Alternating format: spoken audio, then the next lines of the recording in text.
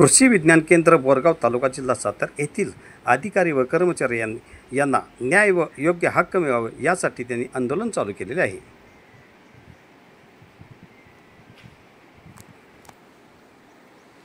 नमस्कार। महाराष्ट्र राज्य कृषी विद्यापीठे कृषी विज्ञान केंद्र संघटना यांच्या वतीनं दिनांक 14, 15 आणि दिनांक 20 मे 2025 रोजी जो धरणे आंदोलन आणि संप पुकारण्यात आलेला आहे, तर हा संप आहे हा मुख्यतः NPS आणि प्रवास भत्ता हा जो शासन हिस्सा आम्हाला मिळणार होता, तर त्याच्यासाठी येणारं अनुदान हे बंद झाल्यामुळे आम्हाला पगारात अनुदान कमी केलेलं आहे किंवा पगारात ते मिळणार नाही।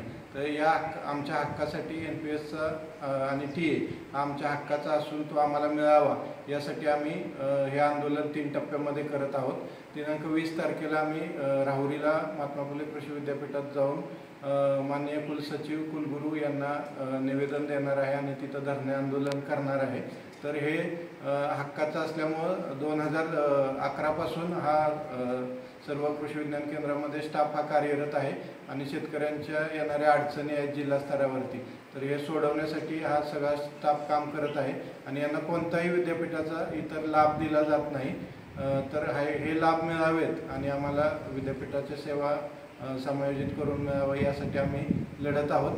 तर आम्हाला याच्यासाठी सहकार्य सगळ्यांचं व्हावं असं आवाहन या निवेदनाद्वारे मी करतो। घेतल्याशिवाय राहत नाही, कोण म्हणते देत नाही, घेतल्याशिवाय राहत नाही, कोण म्हणते देत नाही, घेतल्याशिवाय राहत नाही। जोपर्यंत अन्याय चालू राहील तोपर्यंत संघर्ष सुरू राहील, जोपर्यंत अन्याय चालू राहील, तोपर्यंत संघर्ष सुरू राहील, जोपर्यंत अन्याय चालू राहील, तोपर्यंत संघर्ष सुरू राहील।